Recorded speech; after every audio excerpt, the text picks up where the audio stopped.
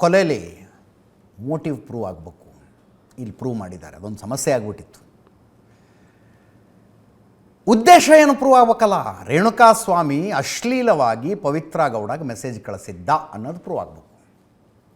ಈ ಇನ್ಸ್ಟಾಗ್ರಾಮ್ ಕಂಪನಿಯವ್ರು ಪ್ರೂವ್ ಮಾಡ್ಬೇಕು, ಅದನ್ನು ಮೆಟಾ ಕಂಪನಿಯವ್ರು ಪ್ರೂವ್ ಮಾಡ್ಬೇಕು. ಅದು ಪ್ರೂವ್ ಅಂದರೆ ಸರ್ಟಿಫೈ ಮಾಡ್ಬೇಕು, ಹೌದು ಈ ಮೆಸೇಜ್ ಇವ್ನು ಕಳಿಸಿದ್ದ ಅಂತ.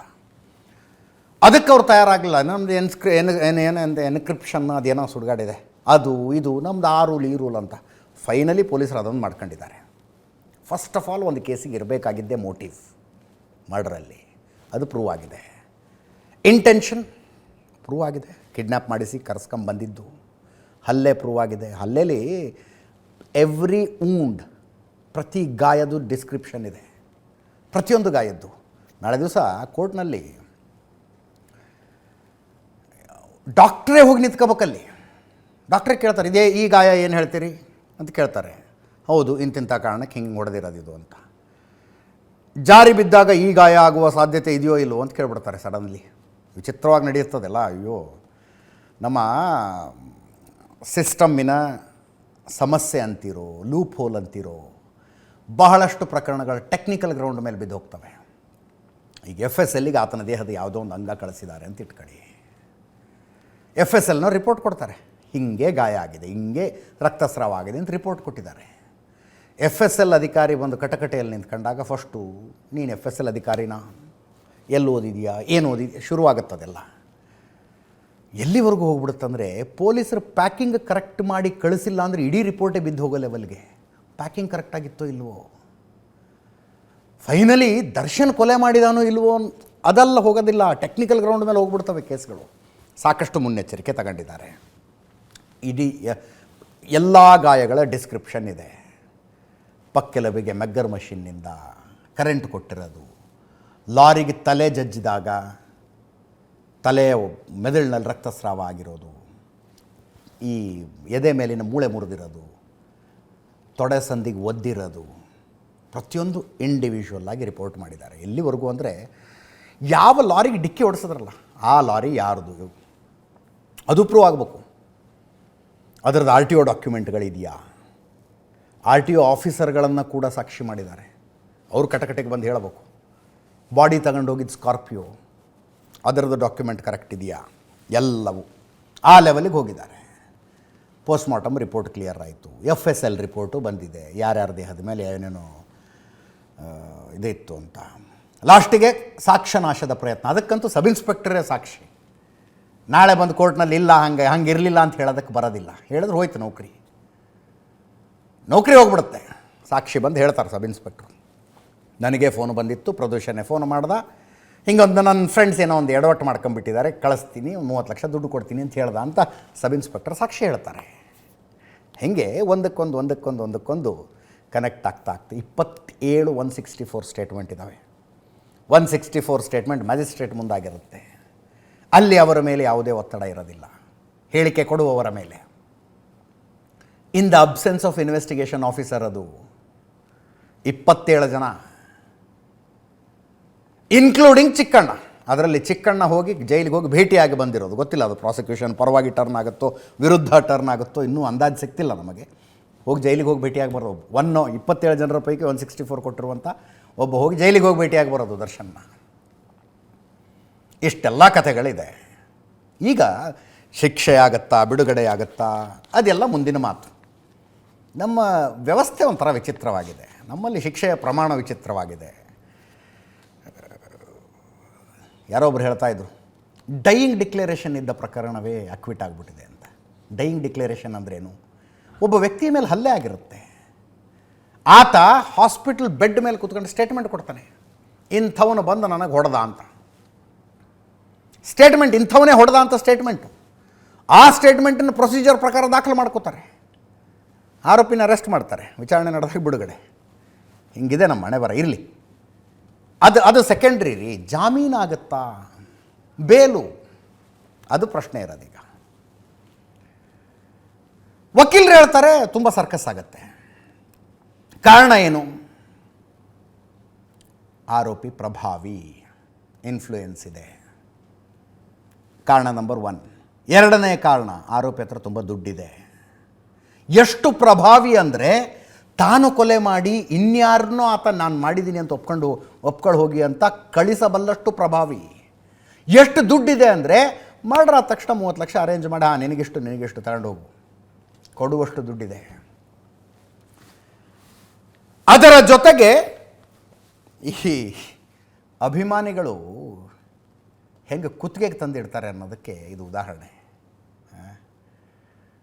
ನಾಳೆ ದಿವಸ ಜಾಮೀನಿನ ಅಪ್ಲಿಕೇಶನ್ ಬಂದರೆ ಇದುವರೆಗೂ ಅಭಿಮಾನಿಗಳು ಕೊಟ್ಟಿರುವ ಹೇಳಿಕೆಗಳು, ಸೋಷಿಯಲ್ ಮೀಡಿಯಾ ಪೋಸ್ಟ್ಗಳು, ಇನ್ಯಾರದ್ದೋ ಪೋಸ್ಟಿಗೆ ಕಮೆಂಟ್ಗಳು ಎಲ್ಲವೂ ಕೂಡ ಅಬ್ಜೆಕ್ಷನ್ನಿನ ಪಾರ್ಟ್ ಆಗಿರ್ತವೆ. ಯಾವನೋ ಕೂತ್ಕೊಂಡು ಯಾವುದೋ ಜ್ಞಾನದಲ್ಲಿ ಇವನು ಕುಡಿದು ಕೊಲೆ ಮಾಡ್ದ, ಅವ್ರು ಕುಡಿದು ಕಮೆಂಟ್ ಹಾಕಿದ್ರು, ಬರಲಿ ನಮ್ಮ ಬಾಸು ಹೊರಗಡೆ ನೋಡ್ಕೋತೀವಿ ನಿನ್ನ ಅಂತ ಯಾರಿಗೋ ಕಮೆಂಟ್ ಹಾಕಿದ್ದಾರೆ. It is part of bail objection. ನೋಡಿ ಹಿಂಗಿದೆ ಇವ್ರದ್ದು ಗುಂಪು ಅಂತ, ಇವರ ಗುಂಪು ಹಿಂಗಿದೆ ನೋಡಿ. ಈ ಅಭಿಮಾನಿಗಳು ಸರಿಯಾಗಿದ್ದಾರೆ. ನೀವು ಅವ್ರವ್ರ ಯೋಗ್ಯತೆಗೆ ತಕ್ಕಂಗೆ ಅವ್ರವ್ರ ಅಭಿಮಾನಿಗಳನ್ನು ಪಡ್ಕೋತಾರೆ. ಅವನ ಯೋಗ್ಯತೆ ಹಿಂಗಿದೆ, ಇವ್ರ ಯೋಗ್ಯತೆ ಹಿಂಗಿದೆ ಅಷ್ಟೇ. ಅವರ ಹೇಳಿಕೆಗಳು ಕೆಲವು ವಿಡಿಯೋದಲ್ಲಿದ್ದಾವೆ, ಕೆಲವು ಸೋಷಿಯಲ್ ಮೀಡಿಯಾ ಪೋಸ್ಟ್ ಇದ್ದಾವೆ, ಕೆಲವು ಸೋಷಿಯಲ್ ಮೀಡಿಯಾ ಕಮೆಂಟ್ಸ್ ಇದ್ದಾವೆ, ಇನ್ನು ಕೆಲವು ಬೇರೆಯವರಿಗೆ ಮಾಡಿರೋ ವಾಟ್ಸಪ್ ಸಂದೇಶಗಳು, ಆಡಿಯೋ ಮೆಸೇಜ್ ಕಳಿಸಿದ್ದಾರೆ ಅಭಿಮಾನಿಗಳ ಕೆಲವರಿಗೆ. ಬಿಡಲ್ಲ ನಿನ್ನ ನೋಡ್ಕೊತೀವಿ ನಿನ್ನ, ನಾವು ಡಿ ಬಾಸ್ ಅಭಿಮಾನಿಗಳು ಏನು ಅನ್ಕೊಂಡಿದೀಯಾ ಅಂತ. All of them will be the part of bail objections. ಅದರ ಜೊತೆಗೆ ಜೈಲಿನಲ್ಲಿನ ರಾಜಾತಿಥ್ಯ, ಅದೊಂದು ಫೋಟೋ ಮತ್ತು ವಿಡಿಯೋ ಕಾಲು ದರ್ಶನ್ಗೆ ಅದು ಹೆಂಗೆ ಗುಮ್ಮಿತು ಅಂದರೆ, ಇದು ಬಿಡಿ ಬೆಂಗಳೂರಿಂದ ಬಳ್ಳಾರಿ ಕಮಾನ್ ಎತ್ತಿರೋದು ಒಂದು, that is A immediate impact. ನಾಳೆ ಬೇಲ್ ಅಪ್ಲಿಕೇಶನಲ್ಲಿ ಬರುತ್ತೆ, ಅದು ಬೇಲ್ ಅಪ್ಲಿಕೇಶನ್ಗೆ ಅಬ್ಜೆಕ್ಷನಲ್ಲಿ ಬರುತ್ತೆ. ಈತ ಎಂಥ ಪ್ರಭಾವಿ ಅಂದರೆ, ಪರಪ್ಪನ ಅಗ್ರಹಾರದ ಸೆಂಟ್ರಲ್ ಜೈಲಿನಲ್ಲಿ ಇವನಿಗೆ ಸಿಗರೇಟ್ ಬೇಕು ಅಂದರೆ ಸಿಗರೇಟ್ ಬರುತ್ತೆ. ಈತನ ಸೇವೆ ಮಾಡೋದಕ್ಕೆ ಒಳಗಡೆನೇ ಕ್ರಿಮಿನಲ್ಗಳಿದ್ದಾರೆ, ಎಲ್ಲವೂ ಕೂಡ ಬರುತ್ತದು. ಹಂಗಿದ್ದ ಮೇಲೆ ಬೇಲಾಗತ್ತೋ ಆಗೋದಿಲ್ವೋ ಅನ್ನೋದನ್ನು ನೀವು ಇಮ್ಯಾಜಿನ್ ಮಾಡ್ಕೋಬಹುದು. ಅಕ್ಯೂಸ್ ನಂಬರ್ 1 ಪವಿತ್ರ ಗೌಡ ಆಗತ್ತೋ ಇಲ್ವೋ ಇಮ್ಯಾಜಿನ್ ಮಾಡಿ. ಬಟ್ ನನಗೆ ಬೇಜಾರಿರೋದೇನೆಂದರೆ, ಇವನ್ ನಂಬ್ಕೊಂಡು ಅಪಾಪ ಪಾಪಿ ಪರದೇಶಿಗಳ ಕೇಸಲ್ಲಿದ್ದಾರಲ್ರಿ, ಅವರೇನು ತಪ್ಪೇ ಮಾಡಿಲ್ಲ ಅಂತ ಹೇಳ್ತಿಲ್ಲ ನಾನು. ಇವನ ಮೇಲಿನ ಅಭಿಮಾನಕ್ಕೆ ಯಾವನೋ ಸರೆಂಡರ್ ಆಗೋದಕ್ಕೆ ಹೋಗ್ತಾನೆ, ಇನ್ಯಾವನೋ ಕಿಡ್ನ್ಯಾಪ್ ಮಾಡ್ಕೊಂಬಂದ. 17 ಜನ ಆರೋಪಿಗಳ ಪೈಕಿ 6-7 ಜನ ಆರೋಪಿಗಳ ಮನೆಯಲ್ಲಿ ಬೆಳಗ್ಗೆ ತಿಂಡಿ ತಿಂದರೆ ಮಧ್ಯಾಹ್ನ ಊಟಕ್ಕೇನೂ ಇಲ್ಲ, ಮಧ್ಯಾಹ್ನ ಊಟ ಮಾಡಿದರೆ ರಾತ್ರಿ ಊಟಕ್ಕೇನಿಲ್ಲ. ಅವ್ರಿಗೆ ತಳ್ಳಿದ್ರೆ ಬಿದ್ದೋಗುವಂಥ ಮನೇಲಿ ಬದುಕ್ತಿದ್ದಾರೆ ಅವರು. ಒಬ್ಬ ಆರೋಪಿಯ ತಂದೆ ಮಗ ಅರೆಸ್ಟ್ ಆದ ಅನ್ನೋ ಆಘಾತಕ್ಕೆ ಸತ್ತೋಗ್ಬಿಟ್ರು. ಇನ್ನೊಬ್ಬ ಆರೋಪಿಯ ತಾಯಿ ತೀರ್ಕೊಂಡಿದ್ದಾಳೆ. ಮತ್ತೊಬ್ಬ ಆರೋಪಿ ಪ್ರದೋಷ, ಆತನ ತಂದೆ ಕ್ಯಾನ್ಸರು. ನಾನು ಪ್ರದೋಷನ ಅಮಾಯಕ ಅಂತ ಹೇಳ್ತಿಲ್ಲ, ಪ್ರದೋಷನ ಮೇಲೆ ದರ್ಶನಿಗೆ ಅಟ್ಸಿಟ್ಟಿದೆ, ಸಿಗಸಾಕದಾವೆ ನಮ್ಮನ್ನು ಅಂತಿರಲಿ. ಒಬ್ಬೊಬ್ಬರ ಕಥೆನೂ ಹಂಗಿದ್ದಾವೆ. ಅವರ ಪೈಕಿ ಬಡವ್ರ ಮನೆ ಮಕ್ಕಳಿದಾವಲ್ಲ, ಅವ್ರಿಗೂ ಬೇಲಾಗೋದಿಲ್ವಾ? ದರ್ಶನ್ ಜೈಲಿನಲ್ಲಿದ್ದಷ್ಟು ಕಾಲ ಅವರು ಜೈಲಿನಲ್ಲಿರ್ಬೇಕಾ? ಆ ಯೋಚನೆನೇ ಒಂಥರ ಸಂಕಟ ಮಾಡ್ತಾ ಇದೆ.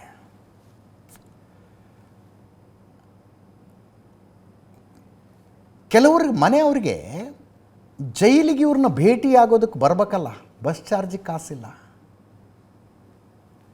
ದೇವರ್ sole breadwinners of the family. ಇವರು ದುಡ್ಕೊಂಡು ಬಂದರೆ ಮನೇಲಿ ಊಟ, ಇಲ್ಲದೇ ಇದ್ರೆ ಇಲ್ಲ. ಕೋತಿ ತಾನು ಕೆಡೋದಲ್ಲದೆ ವನನೆಲ್ಲ ಕೆಡಿಸ್ತಂತೆ, ಹಂಗಾಗಿದೆ ಇವ್ರ ಪರಿಸ್ಥಿತಿ. ದರ್ಶನ್ ಜೊತೆಗೆ ಸೇರ್ಕೊಂಡು ಇವರು ತಿಂಗಳಗಟ್ಟಲೆ ವರ್ಷಗಟ್ಟಲೆ ಇನ್ನೂ ಜೈಲಿನಲ್ಲಿರೋ ಹಾಗೆ ಆದರೆ ಮನೆಗಳ ಪರಿಸ್ಥಿತಿ ಏನು? ಐ ಕ್ಯಾನ್ ಅಂಡರ್ಸ್ಟ್ಯಾಂಡ್ ದರ್ಶನ್ ತುಂಬ ಪ್ರಭಾವಿ, ಐ ಕ್ಯಾನ್ ಅಂಡರ್ಸ್ಟ್ಯಾಂಡ್ ದರ್ಶನ್ ಹತ್ರ ತುಂಬ ದುಡ್ಡಿದೆ. ದರ್ಶನ್ನನ್ನು ಈ ಕೇಸ್ನಿಂದ ಪಾರು ಮಾಡಬೇಕು ಅಂತ ಒಂದು ಸಿಂಡಿಕೇಟ್ ತಯಾರಾಗಿದೆ. ಬಟ್ ಇವ್ರಿಗೆಲ್ಲ ಪ್ರಭಾವ ಇದೆಯಾ, ದುಡ್ಡಿದೆಯಾ? ಅಲ್ಲಿ ಪ್ರಭಾವ ದುಡ್ಡ್ರಿ, ಬದುಕಿದ್ದೀರಾ ಸತ್ತಿದ್ದೀರಾ ಅಂತ ಕೇಳೋರು ಗತಿ ಇಲ್ಲ ಇವ್ರನ್ನ. ಇವರು ಪಾಪ ಬೇಲ್ ರಿಜೆಕ್ಟ್ ಆಗಿ ಇವರಿಗೆ ವಕೀಲರು ನೀಡೋ ತಾಕತ್ತಿಲ್ಲ. ಫಸ್ಟ್ ಆಫ್ ಆಲ್ ದರ್ಶನ್ ಬೇಕಿದ್ರೆ ಸುಪ್ರೀಂ ಕೋರ್ಟ್ಗೆ ಹೋಗ್ತಾನೆ ರೀ ಬೇಲ್ಗೋಸ್ಕರ. ಸೆಷನ್ಸ್ ಕೋರ್ಟ್ ರಿಜೆಕ್ಟ್ ಮಾಡಿದ್ರೆ ಹೈಕೋರ್ಟ್ ರಿಜೆಕ್ಟ್ ಮಾಡಿದ್ರೆ ಸುಪ್ರೀಂ ಕೋರ್ಟ್. ಇವ್ರನ್ನ ಕೈ ಬಿಟ್ಟಾಗಿದೆ ಇವರು.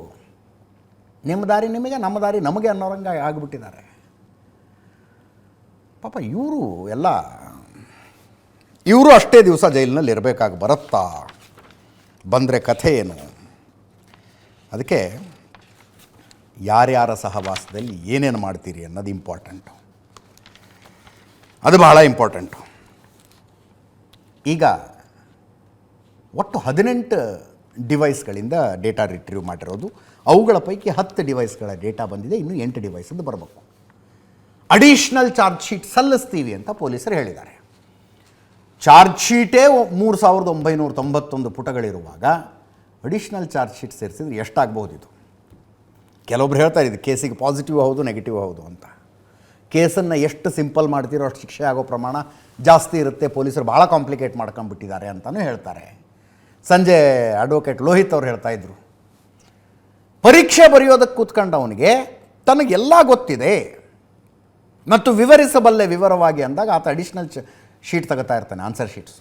ಹಾಗೆ charge sheet number of pages decides that ಅಂತಲೂ ಹೇಳ್ತಾರೆ. ಗೊತ್ತಿಲ್ಲ ಏನಾಗುತ್ತೋ. ನ್ಯಾಯಾಂಗ ವ್ಯವಸ್ಥೆಯಲ್ಲಿ ಪ್ರಕರಣಗಳಲ್ಲಿ ಹೀಗೆ ಅಂತ ಹೇಳೋದಕ್ಕೆ ಬರೋದಿಲ್ಲ, ಹೀಗೆ ಅಂತ ಹೇಳೋದಕ್ಕೆ ಬರೋದಿಲ್ಲ. ಒಟ್ಟಿನಲ್ಲಿ ಬೇಲ್ ಅಪ್ಲಿಕೇಶನ್, ಈಗ ಚಾರ್ಜ್ ಶೀಟ್ ಆದ ನಂತರ ಜಾಮೀನಿಗೆ ಅರ್ಜಿ ಹಾಕಿಕೊಳ್ಳೋದಕ್ಕೆ ಎಲ್ಲರೂ ಅರ್ಹರು, ಯಾವಾಗಲೂ ಅರ್ಹರು ಇರ್ತಾರೆ, ಆ ಮಾತು ಬೇರೆ. ಈಗ ವಾದ ಮಾಡಬಹುದು. ಸ್ಪೆಷಲ್ ಪಬ್ಲಿಕ್ ಪ್ರಾಸಿಕ್ಯೂಟರ್ ಕಡೆಯಿಂದ ಅಬ್ಜೆಕ್ಷನ್ಗಳು ಅಷ್ಟೇ ಸ್ಟ್ರಾಂಗ್ ಆಗಿ ಬರ್ತವೆ, ಅನ್ಡೌಟೆಡ್ಲಿ. ನ್ಯಾಯಾಲಯ ಜಾಮೀನು ಕೊಡುತ್ತಾ ಕೊಡೋದಿಲ್ವಾ ಮುಂದಿನ ಮಾತು. ನಾನೊಂದು ಪ್ರಶ್ನೆ ಕೇಳಿದೆ. ಜಾಮೀನು ಕೊಡುವ ನ್ಯಾಯಾಧೀಶರು ತಮ್ಮೆದುರಿಗಿರುವ ಅಷ್ಟು ಫ್ಯಾಕ್ಟ್ಗಳನ್ನು ನೋಡ್ತಾರೆ, ಸಾಕ್ಷಿ ಏನಿದೆ, ಇವರು ಯಾರು, ಇತ್ಯಾದಿ ಇತ್ಯಾದಿ.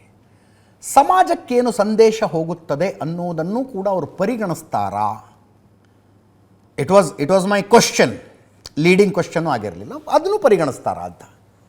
ನ್ಯಾಯದೇವತೆ ಕೈಯಲ್ಲಿ ತಕ್ಕಡಿ ಹಿಡ್ಕೊಂಡಿರುವಾಗ ಕಣ್ಣಿಗೆ ಬಟ್ಟೆ ಕಟ್ಕೊಂಡಿರ್ತಾಳೆ ನ್ಯಾಯದೇವತೆ. ಬಟ್ಟೆ ಯಾಕೆ ಅಂದರೆ, ನಾನು ನನ್ನ ಎದುರಿಗಿರುವ ಫ್ಯಾಕ್ಟ್ಸ್ ಆ್ಯಂಡ್ ಫಿಗರ್ಸ್ ಮಾತ್ರ ಕನ್ಸಿಡರ್ ಮಾಡ್ತೀನಿ, ಎದುರಿಗಿರುವ ವ್ಯಕ್ತಿ ಯಾರು ಅನ್ನೋದು ನನಗೆ ಸಂಬಂಧ ಇಲ್ಲ ಅಂತ ನೋಡಬೇಕು ಅಂತ. That is the message.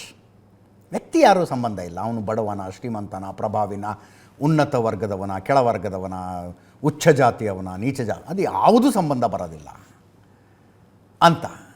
But ಆ ರೀತಿಯಾಗಿ ಹೇಳುವಾಗ ಸಮಾಜಕ್ಕೇನು ಸಂದೇಶ, ಅದು ಪರಿಗಣನೆಗೆ ಬರುತ್ತಾ ಬರೋದಿಲ್ವಾ, ವಿ ಡೋಂಟ್ ನೋ. ಆದರೆ ಪೊಲೀಸರು ಮಾತ್ರ ಸ್ಪಷ್ಟವಾಗಿ ಹೇಳ್ತಾರೆ. ಈಗ ವಾಟ್ ಈಸ್ ಚಾರ್ಜ್ ಶೀಟ್ನಲ್ಲಿ ಸಾಕ್ಷಿಗಳು ಯಾರು, ಏನು, ಎಲ್ಲ ವಿವರಗಳು ಬಂದುಬಿಡ್ತವೆ. ಇನ್ನು ಮೇಲೆ ಅವ್ರನ್ನ ಬ್ರೈಬ್ ಮಾಡೋದು, ಬ್ರೈಬ್ಗೆ ಒಪ್ಕೊಳ್ಳದೆ ಅಂದರೆ ದುಡ್ಡು ಕೊಡ್ತೀವಿ ಅನ್ನೋದು, ಅದಕ್ಕೆ ಒಪ್ಕೊಳ್ಳದೆ ಇದ್ದರೆ ಹೆದರಿಸೋದು, ಎಲ್ಲ ಪ್ರಕ್ರಿಯೆಗಳು ಶುರುವಾಗ್ತವೆ. ಜೈಲಿನೊಳಗಿದ್ದೇ ಅಷ್ಟೆಲ್ಲ ಮಾಡಿಸಬಲ್ಲಂಥ ಇವನು ಹೊರಗಡೆ ಬಂದರೆ ಇನ್ನೂ ಏನೇನು ಮಾಡ್ಬೋದು ಯೋಚನೆ ಮಾಡಿ ಅಂತ ಪ್ರಾಸಿಕ್ಯೂಷನ್ ಕಡೆಯಿಂದ ವಾದ ಮಂಡನೆ ಆಗುತ್ತೆ. ಸಹಜ. ಅವ್ರ ಕಡೆ ವಕೀಲರು ಹೇಳ್ತಾರೆ, ನಾವು ಬರೆದು ಕೊಡ್ತೀವಿ, ಏನೂ ಹಂಗಾಗೋದಿಲ್ಲ, ಅದು ಇದು ಬರೆದು ಕೊಡ್ತಾರೆ, ವಾದ ಮಂಡನೆ ಮಾಡ್ತಾರೆ. ಫೈನಲಿ ನ್ಯಾಯಾಲಯದ ಪರಿಧಿಗೆ ಬಿಟ್ಟಿದ್ದು, ಜಾಮೀನಾಗತ್ತೋ ಆಗೋದಿಲ್ವೋ ಅಂತ. ಇದೆಲ್ಲ ಆಗ್ತಿರುವಾಗ ಬಳ್ಳಾರಿ ಜೈಲಿನಲ್ಲಿ ಕೂತ್ಕೊಂಡಿರುವ ದರ್ಶನ್ ಪರಿಸ್ಥಿತಿ ಏನಾಗಿರ್ಬೋದು ಯೋಚನೆ ಮಾಡಿ. ಬೆಂಗಳೂರು ಜೈಲಿನಲ್ಲಿ ಟಿ ವಿ ಹಾಕಿದ್ರೆ, ಅಕಸ್ಮಾತ್ ಟಿ ವಿಯಲ್ಲಿ ನ್ಯೂಸ್ ಚಾನಲ್ ಹಾಕಿದ್ರೆ ಕಪಾಳ ಕೊಡಿಯುವಷ್ಟು ಕೋಪ. ಬಟ್ 2 ದಿನದಿಂದ ಬಳ್ಳಾರಿ ಜೈಲಲ್ಲಿ ಟಿ ವಿ ಬೇಕಾಗಿದೆ ದರ್ಶನ್ಗೆ. It is his request. ಈ ವಿಷಯದಲ್ಲಿ ಯಾರು ಜಜ್ಬಾತಿಯಾಗಿ ಮಾತಾಡಬಾರ್ದು. ಕೈದಿಗಳಿಗೂ ಅವರದೇ ಆದ ಹಕ್ಕುಗಳಿರ್ತವೆ. ಕೆಲವರು ಹೇಳಿದ್ರೆ, ಬಟ್ಟೆ ನೋಡ್ರಿ ಒಂದು ಅಂಥ ಬಟ್ಟೆ ಹಾಕ್ಕೊಂಡಿದ್ದಾನೆ, ಇಂಥ ಬಟ್ಟೆ ಹಾಕ್ಕೊಂಡಿದ್ದಾನೆ, ಇಟ್ ಈಸ್ ಹಿಸ್ ರೈಟ್. ನೆನ್ನೆ ಕೂಡ ಹೇಳಿದೆ, 3 ಪೀಸ್ ಸೂಟಲ್ಲಿ ನಾನು ಜೈಲಿನಲ್ಲಿ ಇರ್ತೀನಿ ಅಂದರೆ ಇರೋ ಅಧಿಕಾರ ಇದೆ.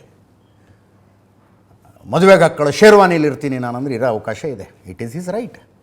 ಹಾಗೆ having a TV in his room also is his right. ಆತ ಕೇಳಬಹುದು, ಸರ್ಜಿಕಲ್ ಚೇರ್ ಮಾಡಿ ಕೇಳ್ದಂಗೆ ಈತ ಕೇಳಿದ್ದಾನೆ. ಆ್ಯಕ್ಚುಲಿ ನೆನ್ನೆ ಒಳಗಡೆ ಮಾಹಿತಿ ಬಂತು, 10/8 ಸೆಲ್ಲಲ್ಲಿರೋದು, ಹೊರಗಡೆ ವಾಕ್ ಮಾಡೋದಕ್ಕೆ ಅವಕಾಶ ಇದೆ, 2 ಸೆಲ್ ಖಾಲಿ ಇದೆ. ಅದರ ನಂತರ ಇನ್ನೊಂದು ಕೇಸಿನ ಆರೋಪಿಗಳಿದ್ದಾರೆ, ಅವ್ರ ರೂಮಲ್ಲಿ ಟಿ ವಿ ಇದೆ. ಈತ ಹೊರಗಡೆ ಬಂದಾಗ ನ್ಯೂಸ್ ಚಾನಲ್ ಬರ್ತಾಯಿದ್ದಾಗ ಸೌಂಡ್ ಕೊಡಿ, ಸ್ವಲ್ಪ ಸೌಂಡ್ ಕೊಡಿ ಅಂತ ಕೇಳಿದ್ನಂತೆ. ಸೌಂಡ್ ಕೊಡಿ ಅಂತ ಕೇಳಿದ್ನಂತೆ. ಅಂದರೆ ಹೊರಗಡೆಯ ಮಾಹಿತಿ ತೆಗೆದುಕೊಳ್ಳೋ ಚಡಪಡಿಕೆ ಹಂಗಿದೆ. ಸಿಬ್ಬಂದಿ ಹತ್ತಿರ ಬಂದಾಗ ಈತ ಕೇಳೋದು, ಚಾರ್ಜ್ ಶೀಟ್ ಹಾಕಿದ್ರಾ, ನ್ಯೂಸಲ್ಲಿ ಏನಾದ್ರು ಬಂತಾ ಅಂತ ಕೇಳಿದ್ನಂತೆ. ಅವ್ರಿಗೆ ಗೊತ್ತಿಲ್ಲ ಅಂದಿದ್ದಾರೆ. ಇವತ್ತು ಕೇಳಿದಾಗ ಚಾರ್ಜ್ ಶೀಟ್ ಹಾಕಿದ್ದಾರೆ, ಬಟ್ ಅದರಲ್ಲಿ ಏನೇನಿದೆಯೋ ನಮಗೂ ಮಾಹಿತಿ ಇಲ್ಲ, ಟಿ ವಿಲಿ ಬಂತು ಚಾರ್ಜ್ ಶೀಟ್ ಹಾಕಿದ್ದಾರೆ ಅಂತ. ಅದಾದ ನಂತರ ಹೆಂಡತಿಗೆ ಫೋನ್ ಮಾಡಿದ್ದಾನೆ, ವಿಜಯಲಕ್ಷ್ಮಿ ಅವ್ರಿಗೆ ಫೋನ್ ಮಾಡಿದ್ದಾನೆ. Even that is a right. Mobile ಇಟ್ಕೊಳ್ಳೋದಲ್ಲ, ಜೈಲಿನಲ್ಲಿ ಲ್ಯಾಂಡ್ಲೈನ್ ಇರುತ್ತೆ ಫೋನು. ಜೈಲಿಗೆ ಬಂದಾಗ 3 ನಂಬರ್ಗಳನ್ನು ಕೊಡಬಹುದು, ಅವಕಾಶ ಇರುತ್ತೆ. ಈ 3 ನಂಬರ್ ಜೊತೆಗೆ ನಾನು ಸಂಪರ್ಕದಲ್ಲಿ ಇರಬೇಕು ಅಂತ ಲ್ಯಾಂಡ್ಲೈನಿಂದ ಕಾಲ್ ಮಾಡಬಹುದು.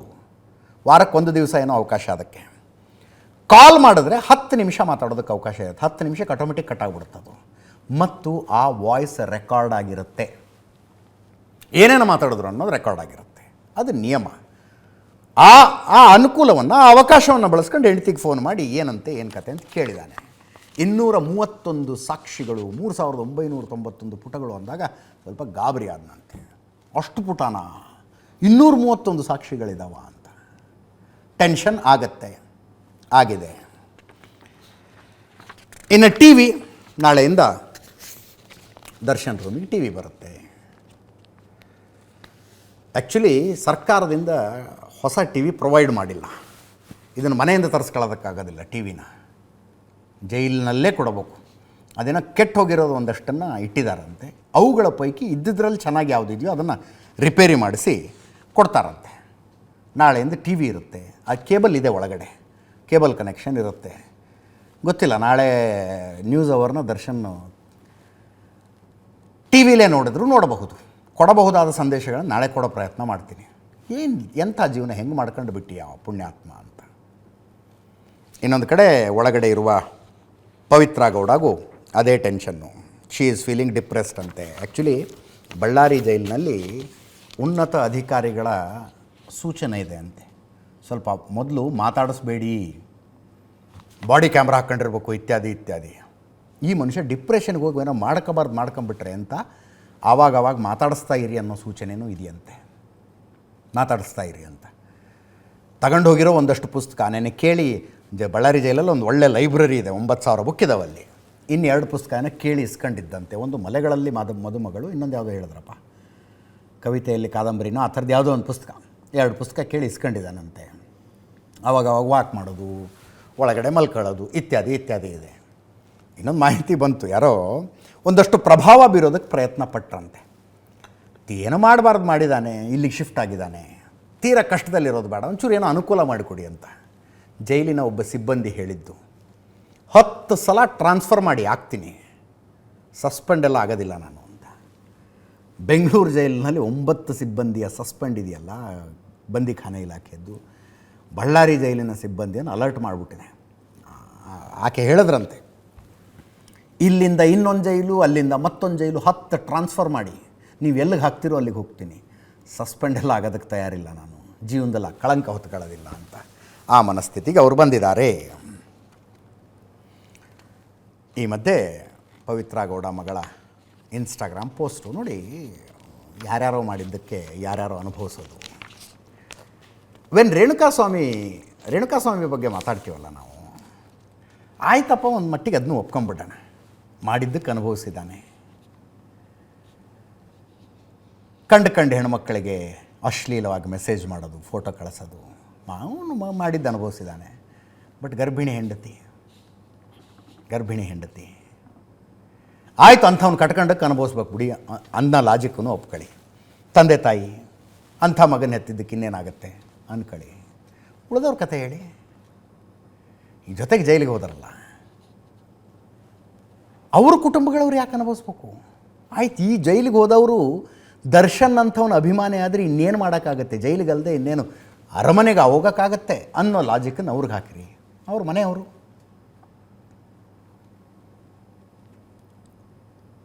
ಈ ಅಕ್ಯೂಸ್ಡ್ ಮಗಳೇನು ತಪ್ಪು ಮಾಡಿದ್ಲು ಪಾಪ, ಪವಿತ್ರ ಮಗಳು.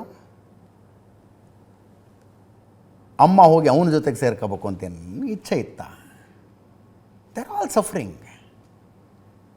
ದರ್ಶನ್ ಹೆಂಡತಿ ವಿಜಯಲಕ್ಷ್ಮಿ ಪಾಪ, ಹೆಣ್ಮಗಳಿಗೆ ಜೀವನದಲ್ಲಿ ಸುಖ ಅನ್ನೋದೇ ಸಿಗಲಿಲ್ವೇನೋ ಅಂತ. ಅಂದರೆ 2011ರಲ್ಲಿ ಹೊಡೆಸ್ಕೊಂಡು ದರ್ಶನ್ ಜೈಲಿಗೆ ಹೋದಾಗಿನಿಂದ ಹಿಡಿದು ಅದಕ್ಕಿಂತ ಮುಂಚೆನೂ ಹೊಡೆತದ ಕಥೆಗಳು ಸುಮಾರಿದ್ದಾವೆ. ಆ ನಂತರದ ಹೊಡೆತದ ಕಥೆಗಳ ಸಿರೀಸ್ ಅದು, ಧಾರಾವಾಹಿ ಅದು. ಈಗ ಜೈಲಿಗೆ ಹೋದರೆ ಮತ್ತೆ ಓಡಾಡ್ಬೇಕಾಕೆ. ಇವನು ಜೈಲಿನಲ್ಲಿರೋ ರೀತಿ ಇದ್ದಿದ್ರೆ ರಾಜರಾಜೇಶ್ವರಿ ನಗರದಿಂದ ಪರಪ್ಪನ ಅಗ್ರಹಾರದ ತನಕ ಅಷ್ಟೇ ಓಡಾಟ. ಇವನು ಒಳಗೆ ಮಾಡ್ಕೋಬಾರದು ಮಾಡ್ಕೊಂಡು ಆ ಹೆಣ್ಮಗಳು 370 ಕಿಲೋಮೀಟ್ರ್ ಹೋಗ್ಬೇಕೀಗ ಭೇಟಿ ಆಗ್ಬೇಕು ಅಂದರೆ 370 ಕಿಲೋಮೀಟ್ರು. ಇವ್ರು ಏನು ತಪ್ಪು ಮಾಡಿದ್ರು ಹಂಗಿದ್ರೆ?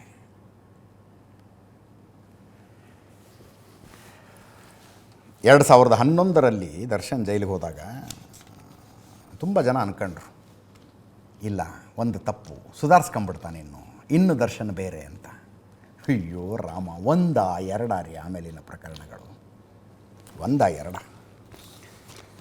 ಈಗ ಲೆಟ್ ಅಸ್ ಹೋಪ್ ಈ ಎಪಿಸೋಡ್ ಆದರೂ ಈ ಮನುಷ್ಯನ ಸುಧಾರಿಸಬಹುದು ಅಂತ.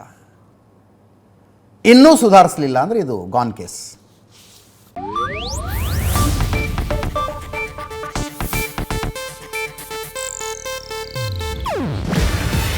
ಇದು ಏಷ್ಯಾನೆಟ್ ನ್ಯೂಸ್ ನೆಟ್ವರ್ಕ್ ಪ್ರಸ್ತುತಿ. ನೀವು ನೋಡ್ತಿದ್ದೀರಾ ಏಷ್ಯಾನೆಟ್ ಸುವರ್ಣ ನ್ಯೂಸ್.